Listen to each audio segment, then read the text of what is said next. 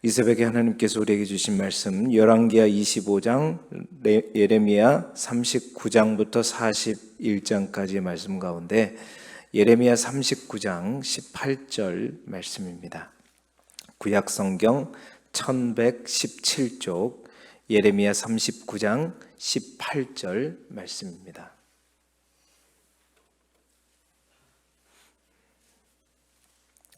예레미야 39장 18절, 구약성경 1117쪽 예레미야 39장 18절의 말씀을 우리 함께 보겠습니다.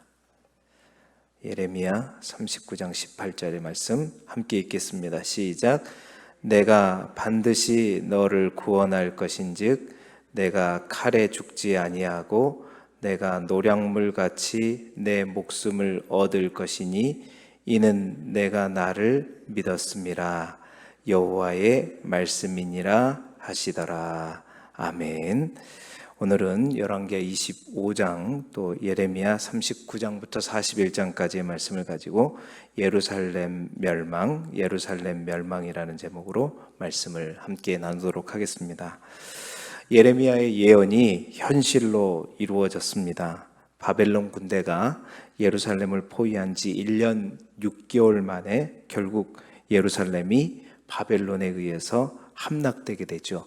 예루살렘이 함락되는 내용들을 열왕기하 25장에 이제 기록하고 있고, 또한 열왕기하 25장과 예레미야 39장에 기록하고 있습니다. 예레미야 25장의 내용이 조금 더 자세하게 되어 있고, 열왕기하 25장이 조금 더 자세하게 되어 있고, 예레미야 39장에가 조금 약술하는 형태로 나타나 있죠. 그리고 예루살렘이 함락되는 내용은 예레미야 예가를 제가 개론할 때도 이미 말씀드렸기 때문에 여러분들이 잘 알고 계실 것입니다. 시드기야는 항복하라는 하나님의 명령을 무시한 채 끝까지 항복하지 않고 도망치다가 이제 멸망이 왔었을 때 도망치다가 붙잡히게 됩니다. 붙잡혀서 바벨론 왕이 있는 리블라라고 성경은 얘기하죠. 그 리블라가 어디냐면 바로 림나입니다. 림나에서 바벨론 군인들은 시드기야 왕이 보는 앞에서 그의 두 자녀를 죽이게 됩니다. 그리고 왕과 함께 있던 모든 귀족들도 죽이게 되고, 이제 시드기야는 두 눈이 뽑힌 채로 이제 사슬에 결박되어서 바벨론의 포로로 끌려가게 되는데, 여러분 이 안타까운 현실을 보게 되면 시드기야는 자기 눈이 뽑히기 전에 마지막 본 모습이 무엇이냐면 바로 두 아들이 이제 죽는 것을 보게 된다는 거죠. 그만큼 처참한 게 없습니다. 어떻게 보면 참 예레미야 말을 듣지 않고 결국에는 그러한 모습을 보지 않아도 될 모습을 보고 자기 눈까지 뽑히는 안타까운 상황을 이제 보고 인생을 이제 살아가게 되는 것이죠. 포로로 끌려가서 계속 감옥에 있다가 이제 죽게 되는 인생을 맞이하게 되지만, 그가 마지막 본 두 자녀의 이 죽음의 모습이 항상 아마 생각나면서 그는 그랬을 거예요. 내가 왜 예레미야 말을 듣지 않았을까?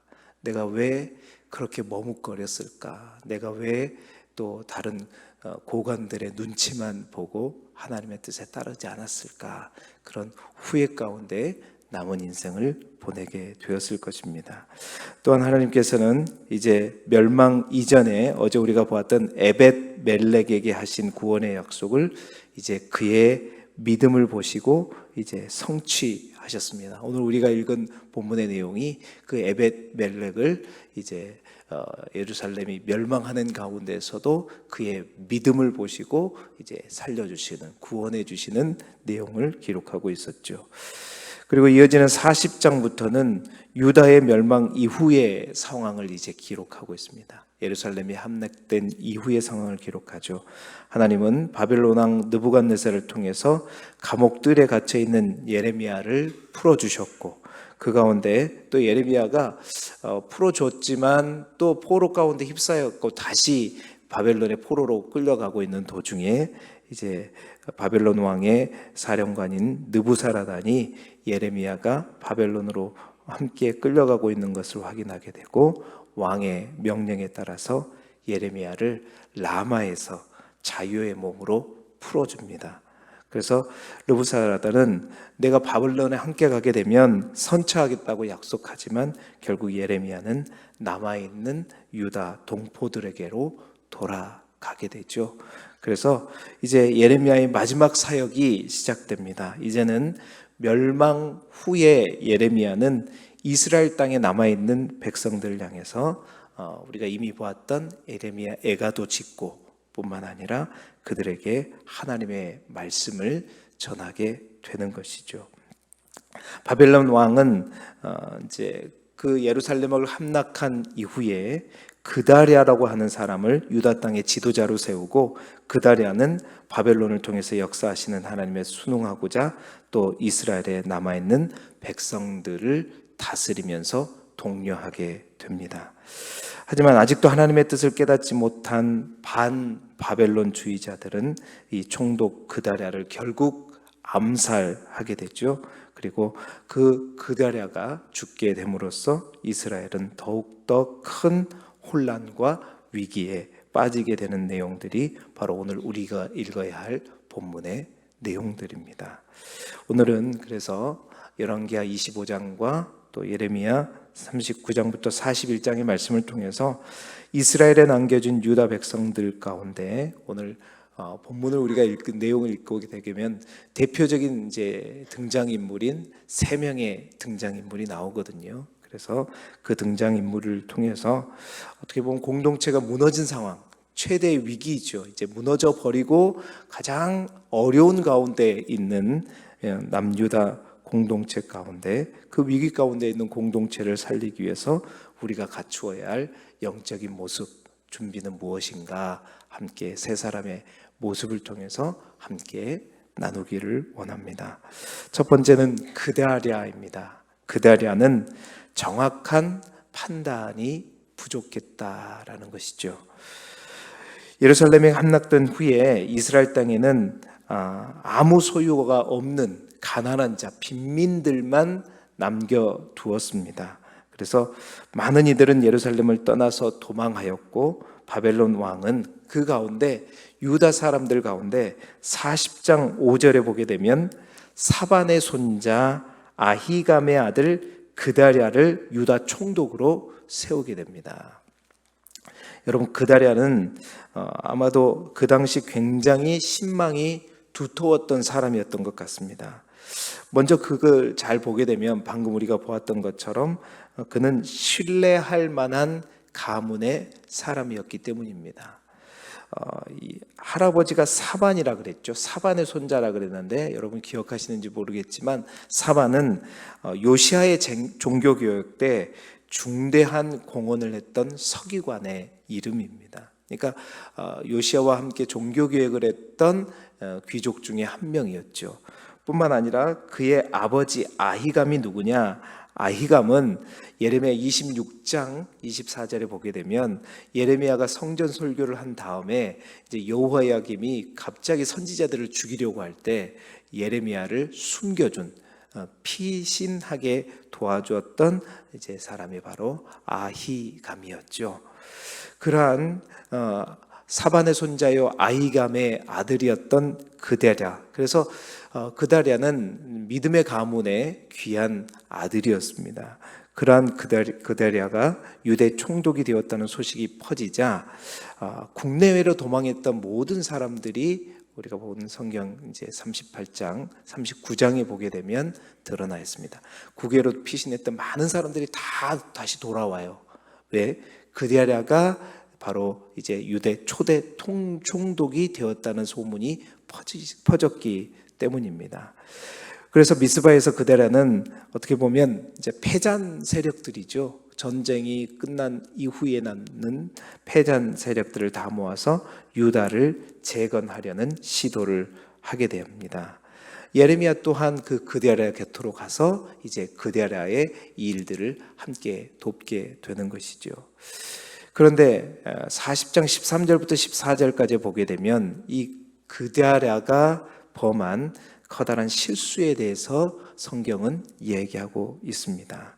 그것이 어떻게 된 거냐면 왕족이었던 이스마엘의 암살 음모를 이제 알고 고발한 요하난이라고 하는 이제 군 지휘관이 있었습니다. 그 요하난이 이제 충정어린 고발에 대해서, 그러니까 이스마엘이 당신을 죽이려고 합니다. 그러니 나로 하여금 그 이스마엘을 죽이도록 허락해달라고 얘기를 하게 되는 것입니다. 이 이야기를 듣고 그다랴가 단칼에 그의 얘기를 아니다, 네가 잘못 알고 있는 것이다 하고 그것을 무시해버리죠. 무시하고 났다가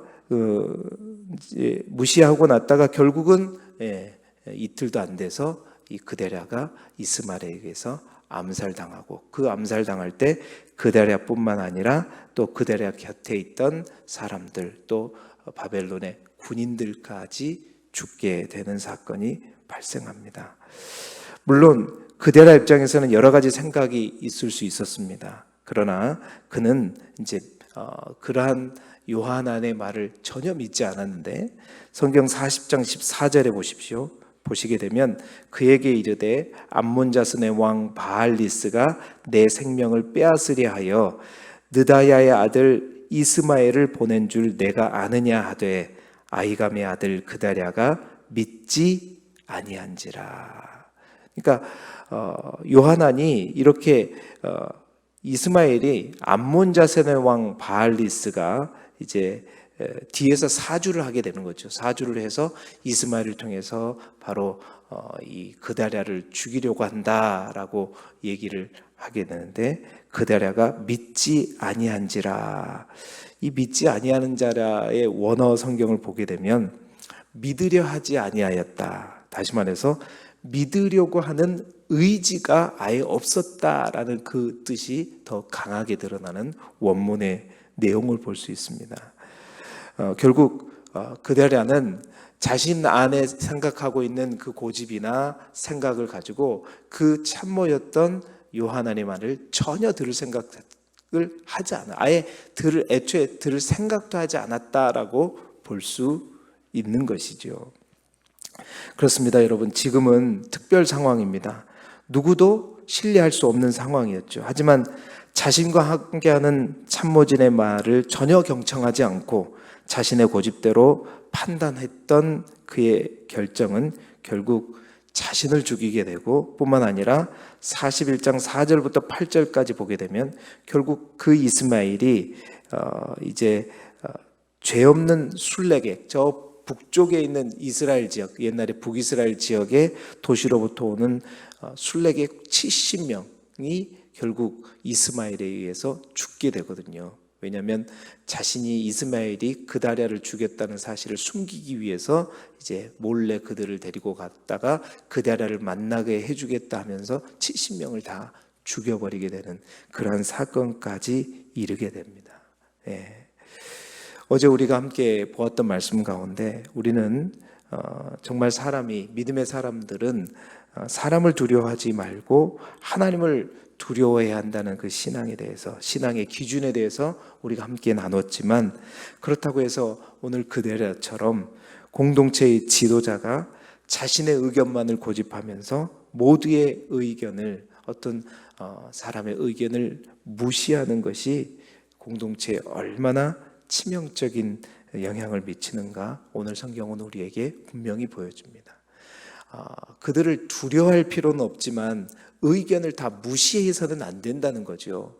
언제나 그들의 의견을 듣고 겸손한 자세로 경청하면서 함께 그들과 함께 나아가야 할 텐데, 그는 애초에 들으려고 하지 않았던 그의 마음 때문에 결국 자신도 죽고 또 70명이라고 하는 아무 죄도 없는 사람들도 죽게 만들었고, 그것보다 더 큰 실수는 그것으로 인해서 뭔가 이 그다랴를 통해서 이제는 패잔병이었지만 그나마 저 포로로 끌려간 사람 위에 남은 이들이 뭔가 소망을 가지고 다시 일어설 수 있는 그 기회마저도 산산조각으로 내어버리는 어처구니 없는 결과를 맞이하게 된 것입니다. 여러분, 그렇습니다. 계속해서 지도자 얘기가 계속 나오게 되는데, 공동체의 지도자는, 또 조직의 리더자는 항상 그런 마음이 있어야 될 것 같습니다. 항상 나보다 남을 낮게 여기면서 겸손한 자세로 누구의 의견도 무시하지 않고 겸손하게 경청하는 가운데 모든 것을 분별하고 판단하는 그 판단력. 왜냐?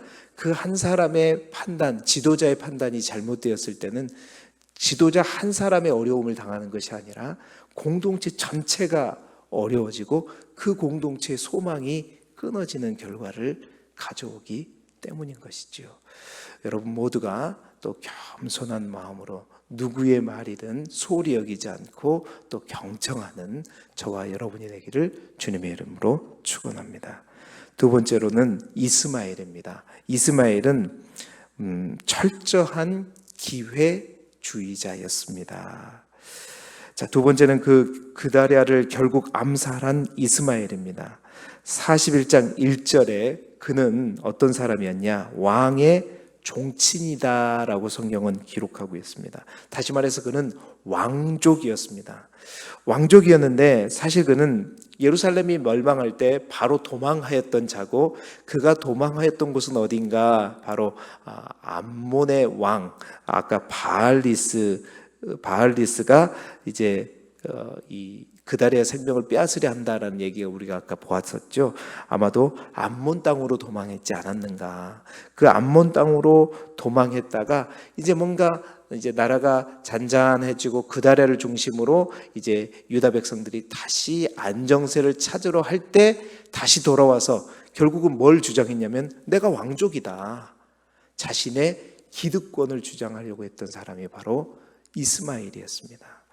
자, 그 이스마엘이 그 암몬 왕 바알리스를 끼고 자기의 기득권을 챙기려고 했던, 어떻게 보면 철저한 기회주의자였죠. 어려움이 있을 때는 딱 숨어버리고 안전한 곳에 숨어 있다가 뭔가 안전하고 이제 잔잔해지면 다시 와가지고 목소리를 내면서 내가 왕족인데 했던 그런 사람, 기회주의자였다는 거예요. 또한 오늘 우리가 읽을 성경을 기록을 잘 들여다보면 그는 또한 시기와 질투와 탐심의 사람이었던 것을 알 수가 있습니다. 자, 이스마엘이 그다랴를 살해한 이유에는 아까도 말씀드렸지만 암몬 왕의 사주도 있었지만 또 한 가지 이유는 바로 그의 시기와 질투 때문이었습니다. 여러분, 그다랴는 그 당시 유다의 최고 통치자로 총독으로 임명되었지만 하지만 그는 왕으로 불리지 않았습니다. 총독이라고 불리웠죠. 그 이유는 그가 왕족의 후손이 아니었기 때문이었습니다. 그러나 그가 가진 권력과 지위는 왕과 다를 바 없는 그런 지위였죠. 왕족은 아니었지만 많은 유다인들의 지지를 받으면서 총독이 된 그다랴가 다윗의 혈통에 가진 왕의 후손이었던 이스마엘에게는 굉장한 시기와 질투의 대상이 될 수밖에 없죠. 속으로는 그럴 거 아닙니까? 왕족도 아닌 네가 무슨 총독이라고 왕의 행세를 하고 있는 것이냐 하면서 그는 그 안에 있는 시기와 질투의 마음을 다스리지 못하고 바로 암몬 왕과 사주를 하여서 그다랴를 암살하게 되는, 그러니까 그 안에 있는 욕심, 시기, 질투가 결국 살인까지 가게 되는 그러한 어떤 모습을 보이게 되는 것이죠. 그래서 그것으로 인해서 소망을 가지고 새롭게 조성되기 시작한 유다 공동체가 무너지게 되었던 것입니다. 뿐만 아니라 그는 굉장히 욕심뿐만 아니라 탐욕적인 사람이었다. 우리가 어떻게 알 수 있냐면 그 당시에 아까 말씀드렸던 예루살렘 성전이 무너지고 저 북이스라엘에 있던 옛날 북이스라엘 땅의 세겜과 실로와 사마리아로부터 성전 순례객들이 80명이 이제 슬퍼하면서 예루살렘 성전터를 향해서 내려오게 되죠.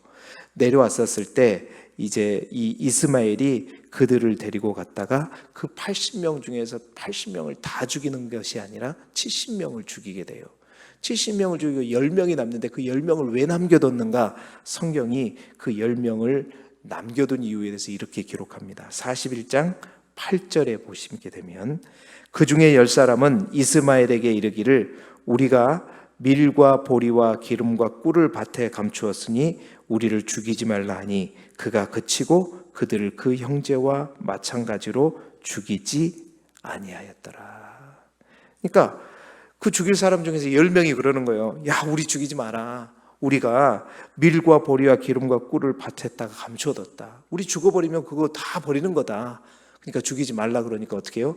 10명은 살려두었다는 거죠. 그래서 왜 살려뒀겠어요? 그 10명이 가지고 있는 것들을 가지기 위해서 그랬던 것입니다. 여러분, 그러한 사람이 바로 이스마엘이었고, 그렇게 그다랴를 죽이고 그 사실을 숨기려고 했지만 결국 이틀 만에 이 이스마엘의 악이 다 드러나게 되었던 것이지요.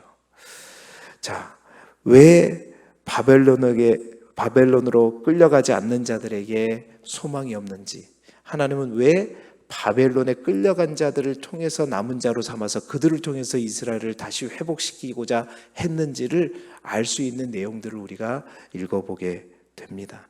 사실은 남은 땅에 있었던 사람들, 꽤 괜찮은 사람들도 있었지만 결국 그들에게 이런 아쉬운 점들, 부족한 점들이 많았음을 보게 돼요. 소위 왕족이라고 하는 사람이, 나라를 대표할 수 있는 사람이 자신의 기득권만 챙기려고 하고 애국심도 없고 동족을 향한 사랑도 없고 출세욕과 시기와 질투와 탐심만 가득하는, 그래서 기도에만 노리는 그런 사람이 바로 이스마엘이었다는 것입니다. 이러한 이스마엘 때문에 바로 남아있는 유다 공동체의 마지막 소망마저도 완전히 무너져 버리게 되는 것이죠. 오늘 이 새벽에 우리의 마음의 밭을 또한 점검할 수 있기를 바랍니다. 야고보서 1장 15절에 있는 우리 말씀 우리가 잘 알죠. 욕심이 잉태하면 죄를 낳고 죄가 장성한즉 사망을 낳느니라. 정말 우리가 공동체의 소망을 파괴하고 공동체를 무너뜨리게 하는 사람이 아니라 정말 공동체에 꼭 필요한 사람이 될 수 있기를 간절히 소망합니다. 제가 요즘에는 기도 제목으로만 말하지만 처음에 교회 왔을 때 꼭 필요한 사람에 대해서 설교도 하고 그랬었잖아요. 그리고 그 꼭 필요한 사람, 하나님에게도 꼭 필요하고 공동체에 꼭 필요한 사람, 지금도 항상 저는 기도할 때 제 자신을 위해서 기도할 때는 그 기도의 제목을 가지고 기도하고 있습니다.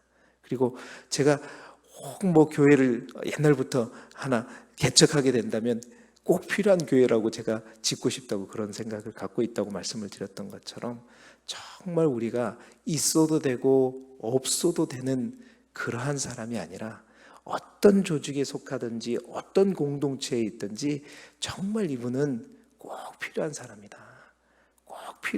꼭 있어야 될 사람이다. 하나님이 볼 때에도 그렇고 우리 공동체 모든 사람들이 볼 때도 그렇고 정말 꼭 필요한 사람. 그래서 공동체의 소망을 키워가는 사람이요, 또 공동체를 함께 건강하게 만들어가는 사람. 지금 우리 항존지 교육을 받고 있는 우리 이 항존 피택 학자들도 있는데요, 정말 그런 사람이 되기를 소망합니다. 이스마엘과 같은 사람이 아니라 꼭 필요한 사람, 공동체를 세워가는 우리 모두가 되기를 주님의 이름으로 축원합니다. 세 번째 마지막으로 요하난입니다. 요하난, 오늘 그다리아의 살해 사건과 관련된 마지막 한 사람 주인공이죠. 그 요하난은 행동이 신중하지 못했습니다. 자, 그는 최초로 이스마엘의 살해 음모를 그다리아에게 보고했다가 그 보고가 묵살당했던 사람이 바로 요하난이었습니다. 결국 이스마엘이 그다랴를 죽이고 성전 순례객 70명도 죽이고 미스바에 있는 유다 사람들을 데리고 암몬으로 가려고 할 때 이제서야 그 악행, 이스마엘이 그러한 그다랴를 죽였다는 사실을 알고 그를 따라가서 이스마엘로부터 백성들을 데리고 왔던 사람이 바로 요하난이었습니다. 요하난의 어떤 행적들을 보게 되면 정말 그는 진실되게 동족을 사랑하고 또한 나라를 사랑했던, 사실은 이스마엘이 그다랴를 죽이려 한다는 사실을 그다랴에게 보고했던 이유는 그가 어떤 사심이 있다거나 욕심이 있다기보다는 오히려 정말 동족을 사랑하는 마음, 그리고 어떻게든 모든 사람들이 다 따르는 이 그다랴를 통해서 비록 바벨론이 세운 총독이지만 그다랴라면 우리와 함께 다시 일어설 수 있게 합당한 인물이라고 생각해서 그 나라를 생각해서 이제 충정 어린 마음으로 이제 얘기를 했던 것인데, 사실은 굉장히 그리고 또 용맹했던 그런 사람이었었는데, 이러한 그의 마음을 행동으로 옮기는 데는 굉장히 미숙하고 부족했던 것들을 우리가 볼 수 있어요. 왜냐하면 그다랴가 이 요하난의 보고를 보고 그 보고를 받고도 사실 그의 말을 사실로 받아들이지 않는 중요한 이유 중에 하나는 바로 이스마엘의 잘못된 암살 음모를 자신 또한 동일한 암살로 제거하려고 했기 때문이었습니다. 그러니까 그가 보고할 때 그다랴에게 이스마엘이 반바벨론 세력들이 이제 이렇게 해서 당신을 죽이려고 합니다. 제가 이런 증거를 가지고 있습니다 라고 얘기하면서 함께 그다랴와 그 문제를 해결할 수 있었으면 좋겠는데, 그는 뭐라고 얘기하냐면 이렇게 암살하려고 하니까 나로 하여금 그 사람을 죽이게 해달라고 이렇게 얘기하니까 그다랴 입장에서 생각할 때는 뭐라고 생각하겠어요? 한편으로는 이 사람이 자기에게 정적이었던 이 왕족이었던 이스마엘을 죽이고 자기 세력을 키우려고 한다라는 생각을 갖게 됩니다. 그러니까 정치적인 어떤 공작이라고 오해할 수 있게끔 되어 있었죠. 그러니까 사실은 그의 중심은 그게 아니었고, 우리가 앞뒤 정황을 보게 되면 정말로 나라를 생각하고 또 동족을 사랑하는 마음에서 그렇게 했지만 그는 그 마음보다 행동이 앞서게 됐고, 그 행동은 뭔가 불의를 정의로 다스린 게 아니라 불의를 똑같은 불의로 행하려고 하니까 사실 그런 면에서 그다랴는 그의 중심을 온전히 받아들일 수 없었던 거예요. 오해하고 일거에 그의 말을 거절해 버렸던 것입니다. 정말 그가 그런 면에서는 정말 필요한 인물이었지만 안타깝게도 그렇게 해서 그다랴를 죽게 만드는 그러한 상황을 만들게 되었던 거죠. 뿐만 아니라 그가 이제 이스마엘의 일어났던 음모를 알고 이스마엘이 결국 그다랴를 죽였다는 사실을 알게 되고, 그 이스마엘이 그 미스바에 모였던 모든 유다 백성을 데리고 암몬으로 이제 가고 있을 때 그 사실을 알고 쫓아갔잖아요. 쫓아가서 그 끌려가는 유다 사람들을 딱 만나고 그 유다 사람을 데리고 왔을 때 그 요하나는 미스바로 다시 유다로 돌아온 것이 아니라 성경 41장 18절에 보게 되면 이는 이스마엘이 그다랴를 죽였으므로 그들이 갈대아 사람을 두려워함이었더라. 그러니까 이 이스마엘이 그 당시에 그다랴만 죽인 게 아니라 그다랴와 함께 있던 바벨론 군인들까지 죽였던 사실들을 알게 돼서 이제 미스바로 다시 돌아가게 되면 자기들이 죽을 것 같아서 애굽으로 돌아가는 길에 바로 애굽으로 돌아가는 길을 택하고 그쪽으로 사람들을 데리고 가게 되었다는 거예요. 이것 또한 요하난이 조금 뭔가 그의 행함에 있어서 신중하지 못했던, 지혜스럽지 못했던 모습이라고 볼 수 있습니다. 비록 이스마엘이 그다랴를 죽일 때 함께했던 그 바벨론의 군사를 죽였기 때문이었지만 자신이 직접 그렇게 한 것도 아니었잖아요. 이스마엘이 그랬던 것이고, 이제 지금 이 나라가 어떻게 하다가 이런 상황이 되었는지 분명히 자기는 다 알고 있지 않습니까? 그러니까 바벨론을 그러니까 하나님의 뜻을 무시하다가 이 나라가 이 지경에 왔음을 알았다면 무조건 두려움을 피할 것이 아니라, 무조건 바벨론을 두려워할 것이 아니라, 그 당시 예레미야도 함께 있었거든요. 그렇다면 예레미야를 통해서 하나님의 뜻을 묻고 움직여야 되죠. 그러다가 이제 가다가 이제 게롯 김함에 머무르게 됩니다. 그때서야 이제 이러한 사실들을 깨닫고 우리가 내일 읽게 되는 내용에서 예레미야를 찾아가서 하나님의 뜻을 묻게 됩니다.